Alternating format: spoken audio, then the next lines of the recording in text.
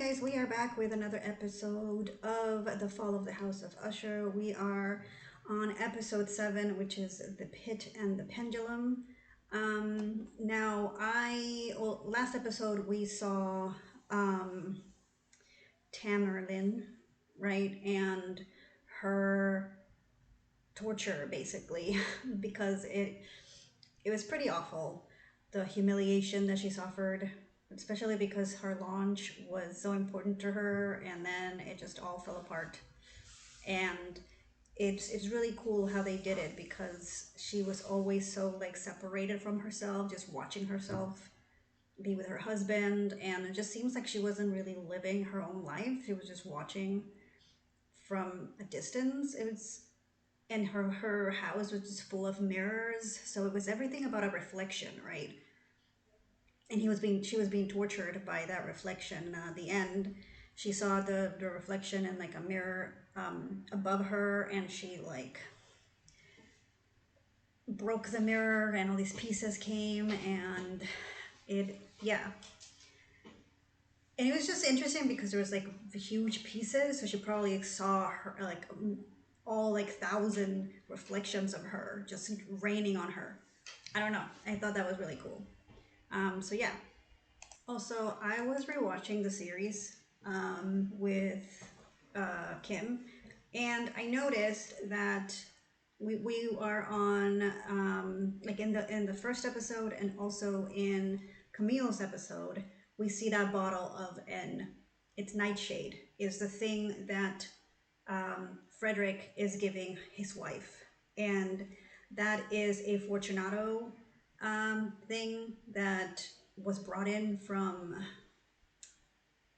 I don't know, Latin America or something, because I remember that Camille mentioned it to Alessandra when they were doing these experiments with the monkeys, that they used it as a paralytic, and that maybe that was the reason why they were not going to go through human trials or anything or be endorsed or something, because like they're using this Fortunato like paralytic, which is probably not legal, right? So I don't know, it was really interesting. And then he has his hands on one of those bottles and he's giving that to his wife, which is horrible. So yeah, the Pit and the Pendulum. Like, I don't know much about this one. I know that it was happening during the Spanish Inquisition. Again, unnamed narrator, because it's a very common thing for Edgar Allan Poe. And he was sentenced to death, and he was really scared of the dungeons because he heard horror stories about things that happened in the dungeons. But he wakes up in this like pit, and he doesn't know where he is, and he keeps getting kind of mentally tortured because he can't seem to find an end to this pit. It seems like bottomless. And a lot of things happened. I just remember that at one point he wakes up strapped to a wooden plank or something, and he sees this pendulum just like slowly descending on him. And Jesus, at the same time, there's a pit, there's like a hole there, and the walls start to like close in on him.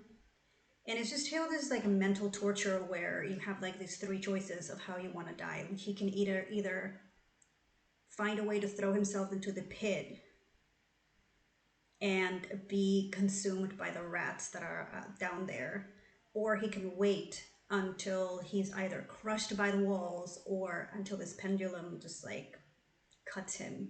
Something like that. I don't remember exactly what the details are, but the thing is, like, at the end, he gets rescued. I don't remember exactly how, but it's one of the stories that have a happy ending, which is very, very rare for an Edgar Allan Poe story.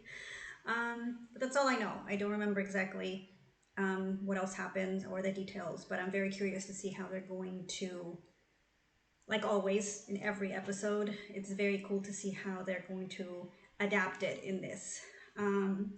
Also, referring to the colors as we're watching it, yeah, you can see it's really cool, the colors. red. You know, everything for Perry was red. His car was red. He had a red phone. The same Leo had a yellow phone, a yellow car. He had a bunch of yellow shoes. A lot of the things in his house were yellow. Uh, yeah, same for Victorine. Orange. In her office, the walls were orange. And Tammy was green. And like I was mentioning the last episode, Frederick seems to be blue. There's a lot of blue in his house. He's usually dressed in blue. And if you notice in the first episode, when we were seeing glimpses of how they died, right? Roderick is just sitting there in the church, and you see like all these like glimpses of everything. You see all the colors, and Frederick's is blue. So I always thought that was really cool. So I'm assuming like we're gonna see how he dies, and then the next episode is gonna be about the twins and their own demise. And I want to really know what the hell happened. Did they make a pact with this woman? What were the conditions? Is it for like his kid's soul, or is it like everybody? Is she killing them too? I'll have to wait and see.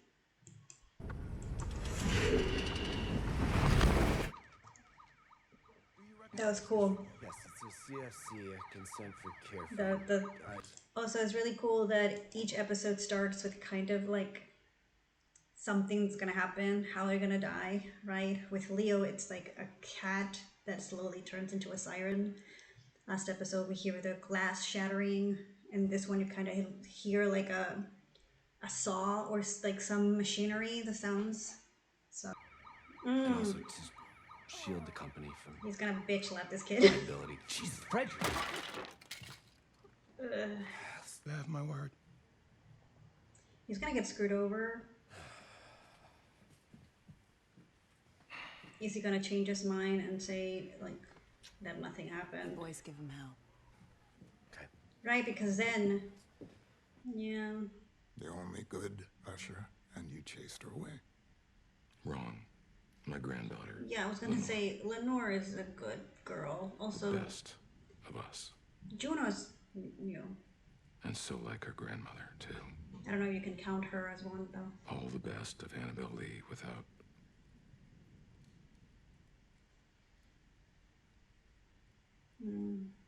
Without the broken heart. The tech, AI, artificial consciousness, virtual immortality. You take that to the board. You tell them that if I'm in the chair, I take this company into the future, leave all of this behind us. The whole rotten legacy goes out with Roderick, and we rebrand as a tech company. Goes out Imagine with they come Roderick. around it way. I imagine they would. Do I believe her? Maybe. They're pretty close. Like she's always been there for him, even though she's very manipulative. Oh my god. What? You must be feeling it a bit. God, stop giving her that. Just stop. Oh my god.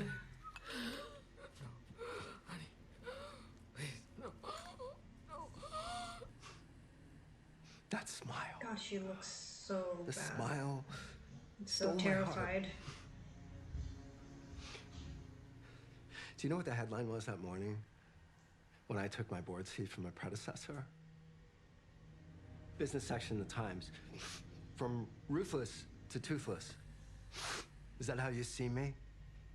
Toothless?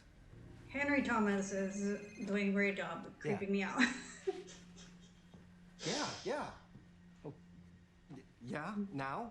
Little things, which means I can't count on you for the big things, and I have to count on you, Freddie. I have to. You're it. You see, you're the fucking swing vote. The board's swinging? He doesn't even know. They haven't fucked you yet. You. I'm on what? 2,000 milligrams of Fligadone a day? 2,000. The second highest dosage I've ever heard of is 1,300. 1,300. Right. And then this happens and they want to up it. And I know you work for Fortunato. I know. No. Poor Juno. I feel so bad for her. So tell me, how do I get off this perfectly safe, non-addictive drug?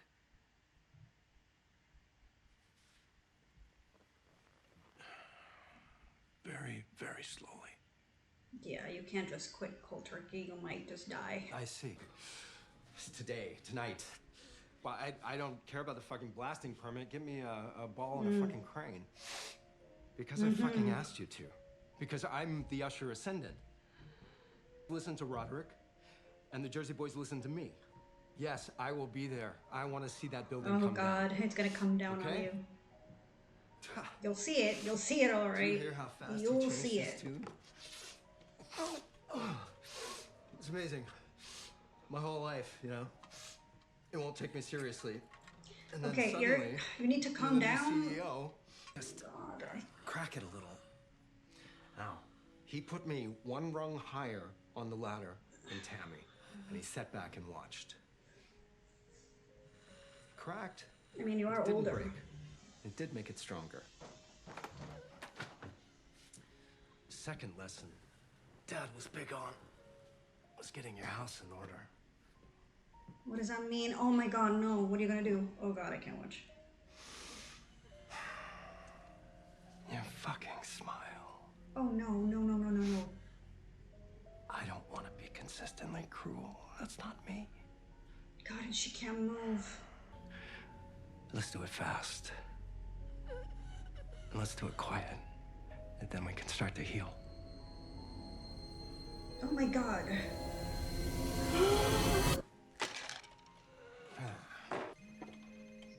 Like he seemed, it's just weird because like out of all of them, he's the one that seemed kind of like a joke, like Perry also, but I don't know. He was really like whatever. Like he didn't seem to have this amount of cruelty until this happened. The drugs, the betrayal, right? Just him very angry and like I don't know. Like suddenly he's probably the one that is the most brutal. Because Perry, all Perry wanted to do was just like have sex and do drugs. Camille was pretty brutal, yes, but she wouldn't. I don't see her torturing someone physically. She wanted to destroy Vic, but not physically, just like destroy her work and just have her humiliated, right, or something.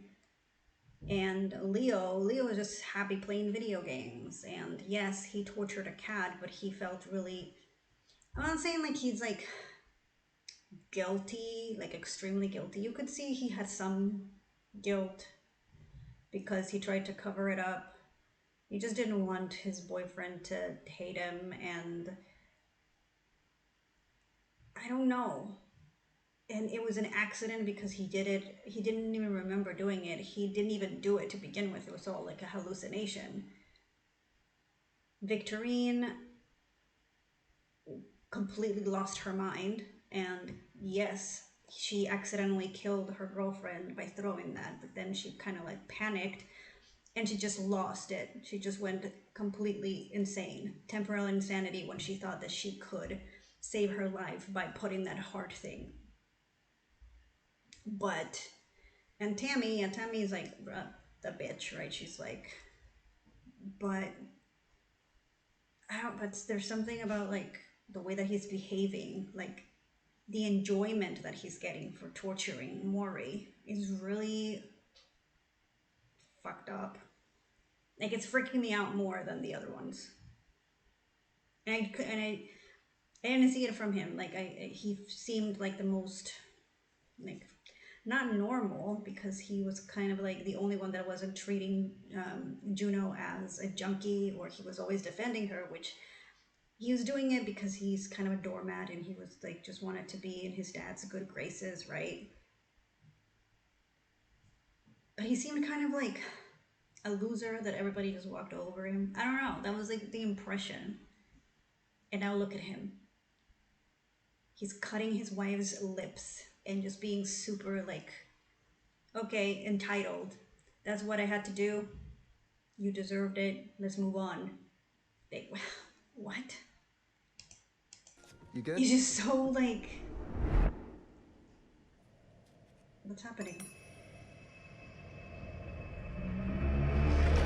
Is she seeing something? Because she's staring at him. Don't you fucking say that to me, Venny. That ball is gonna swing at 8 p.m. tonight. That building is coming down, or else I'm gonna come over there, and I'm gonna pull out your fucking teeth with a pair of pliers. Do you know who you're talking to? Mom is not okay. You are not okay. None of this is okay. And I found a Oh place. God, I can't do this. She's gonna slap take care you. of her, and we can I take can't her do there this. tomorrow. You need to stop. I can't call and You need to ask stop. them. I can't I'm do a this minor. today. I need you Not to right call now. them. Stop All it, you have to please. do is Stop call. it. Stop! Stop it! Stop fucking talking! If anybody spoke to me like this, there would be repercussions. You do not get a free pass because you are my daughter. Oh my God. Yeah, right. I would break that door. I'm sorry. Hell no. He's obviously on drugs. And he doesn't seem to be very concerned about her. So no, break the door. Ma, can you hear me in there?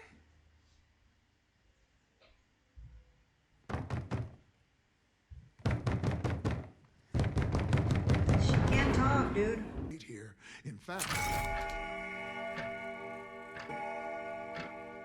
Oh. That is creepy. Is that Freddie? You see that too. Because of the you're trying to scare me. pendulum. Daddy be a hero. Oh, is that what happened on the day that he went to the trial?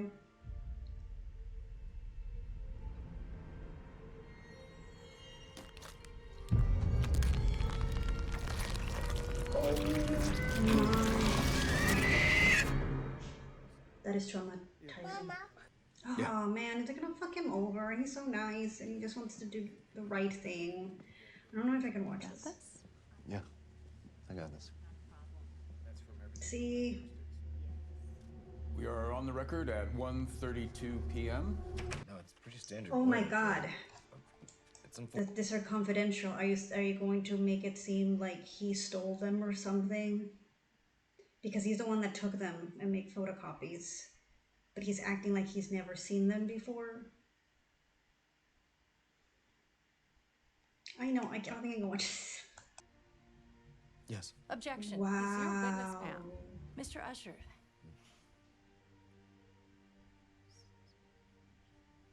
Mr. Usher, did Rufus Griswold at any time exert any pressure on you, written or verbal, to sign God, a he falsified must feel document? so, like, No. used. He's spoken to you. Sure, I will remind you, you're under oath. All that You time agreed and to appear energy he here today as a spent witness for this office. with Yes. this fucker. Well, your man there wouldn't leave us alone. Mm.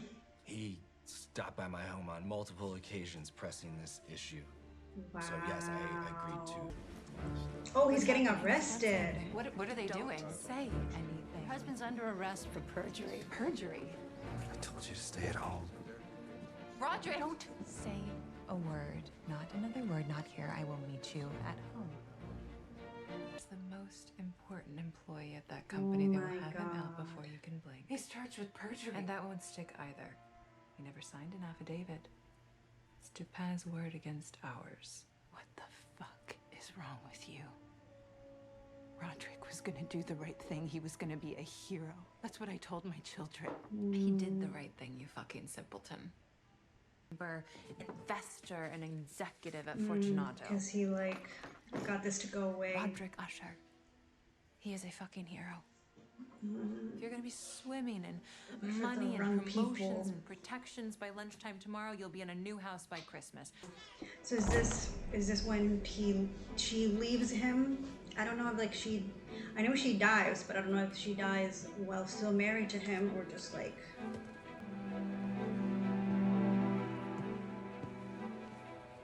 Oh, what?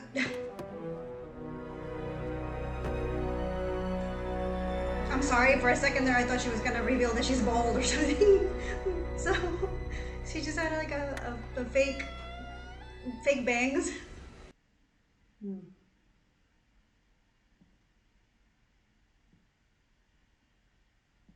Oh my god. Have a seat. I thought it was gonna be a jump scare. These aren't for us technically, they're for the boys later on, but I don't think they'll mind. please? For the boys later Can I get on. you a drink? Stop. Oh, I'm sure she Ask will. me. That isn't you. And frankly, I think you've forgotten what I am. Fine then. I want to renegotiate. You can't. Why not? The ink is dry. For him or for me? Madeline. Words got us into this. Words can get us out. You blaming Roderick or rhetoric? I want new terms. Roderick I or shall have new rhetoric. terms. That's a Or good have one. you forgotten what I am capable of? You know what I have done. You know who I am. You're a collection Okay, of but that's impeccable nothing compared to what she is. in orbit of a stunted heart. Jesus! Been. I see all three, standing shoulder to shoulder. Oh, And interesting. together, they break my heart. Please, sit. Could it be if they hadn't made this pact? Dismantle it. You find a locked door, you pry it open. Yeah, girl. Get her out of there. Mom! Call the police. Can you imagine the horror that This your is dad insane. has done that to your mom? So exhausted that you can't relax. Wow. All soaked. Manipulating with her feelings so of she could absolute desperation continue doing and this. dread. It's Because basically if she the closest analogy I can think of is a Because if she quits, sorry, I'll put back. Because if she quits, it looks bad for the company, right? If she just stops using Ligodone,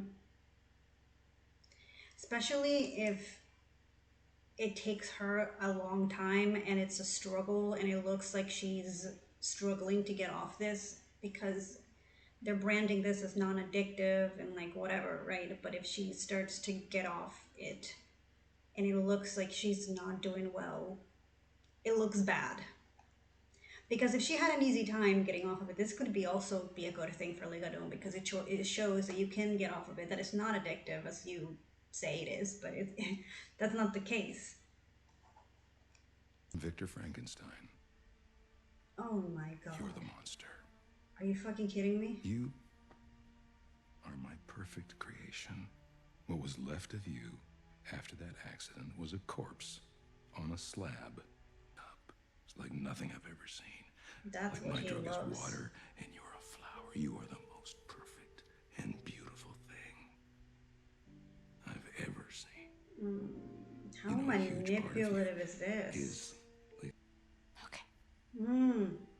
I can do 3 years. Mm. Because, yeah, I've had a hard life. At times. And I've made mistakes. Because that shit made me fucking strong.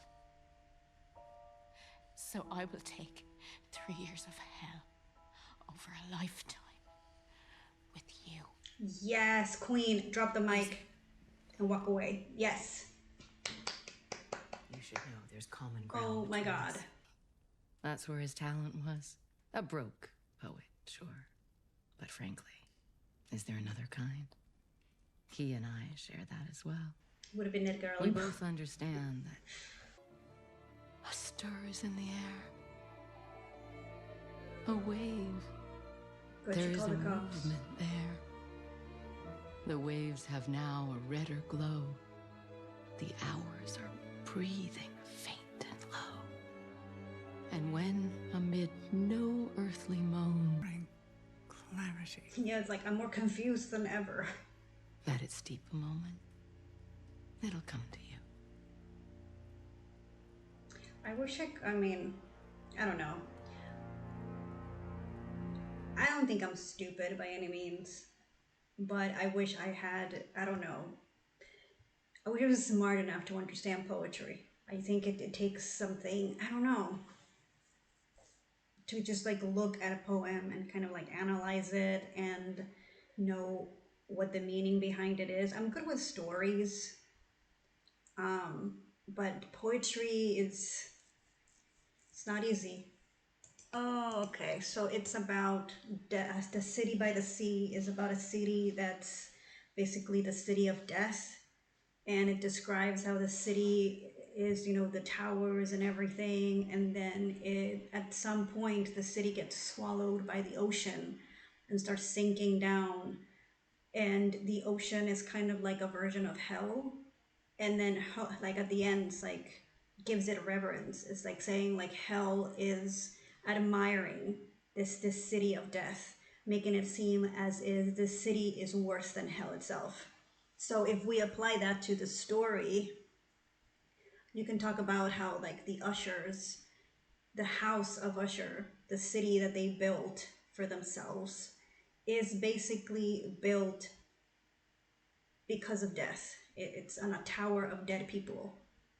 That's what they've created, right? Because of Ligadon. They are death, it's themselves. And they're basically sinking one by one, just like hell is like swallowing them. But their sins are so great, right, that even like hell kind of like has this admiration for them because of the amount of death that they have created while they were still alive. Like that's what I think when I hear that, or like from the explanation of what the poem signifies. Because if you're talking about death, yeah, that's what the Ushers are. Interesting. Oh, come on, man. Look, you scramble to get us here. You're gonna Don't look keep us for the waiting. ring? I need 5 minutes. Then I'll give you an all-clear signal, and you can do whatever you do. Okay? Fuck's sake, have a little patience. It's really cool that he's gonna die here because it brings everything full circle. And this is how it started. This is where Perry melted.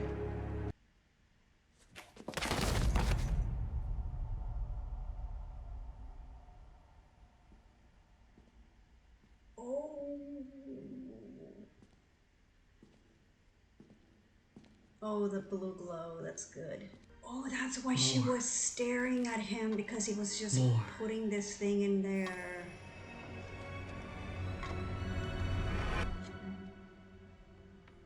Don't you fucking say that to me, Venny.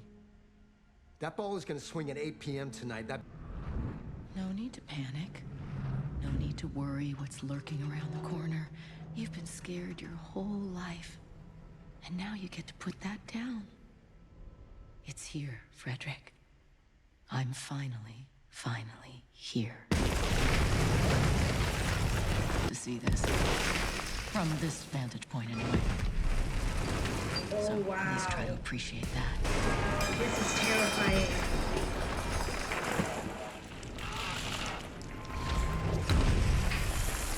Oh my god.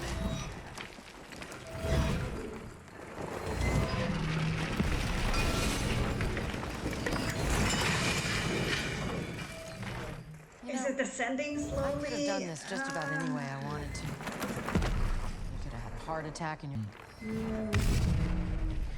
And you had to grab the pliers.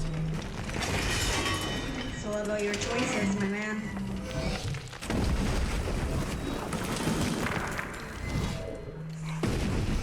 Oh my god. It's gonna slowly cut him open.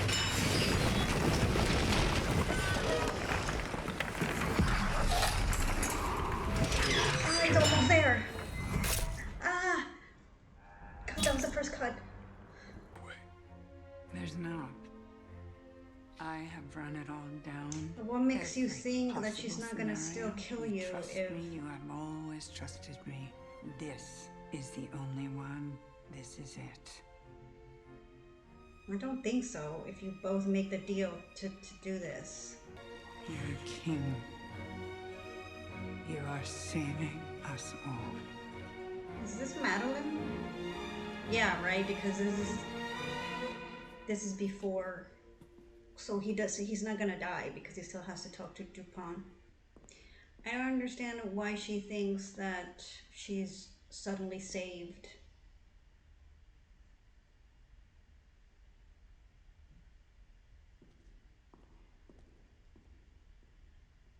You know, like, oh yeah. Can't let you out that easy. Hello again, handsome. Creepy.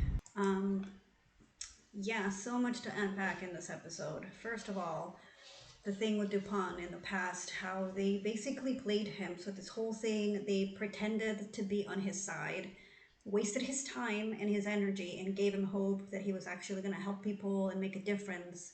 And at the end, they were just using him so that he could be like the hero for Rufus, right? So now Rufus is going to trust him more than anyone. And I don't know, maybe make him like the second, you know, like make him like a member of the board, and just setting him up to take over in case something happened to him, and then they're gonna kill him, right, and bury him behind that wall. So that's, at least that's what I think is gonna happen. I haven't seen that part yet, but the thing with Dupin was really hard to watch because he seemed so hopeful and then so betrayed. So I can see why he's like gunning for them this entire time, because yeah, they're his white whale, right? I really liked the scene where Frederick is putting Nightshade in the bag, because we just see him just go completely out of it, and there's no sound or anything, so you know something's happening, but you don't see it. But Maury's seeing it. She's not seeing Verna, but she's seeing him pour Nightshade in it. And because she's paralyzed, she can't warn him or do anything, which I don't know if she would. But I don't know. I think Maury is not the type of person that would want something bad to happen to Frederick, even though he deserved it. I don't know. But I find it very ironic that because he paralyzed Maury, where she couldn't move or say anything, at least she could have like warned him somehow, but because he paralyzed her with that same Nightshade, she couldn't do anything, and she just had to watch him. Because like in that episode before, he's like, you can't move or say anything, right, but you can still watch me, you can still look at me. Good. And she did. She watched him put poison in his little bag, and she couldn't, you know, say anything. That was genius. It was so like,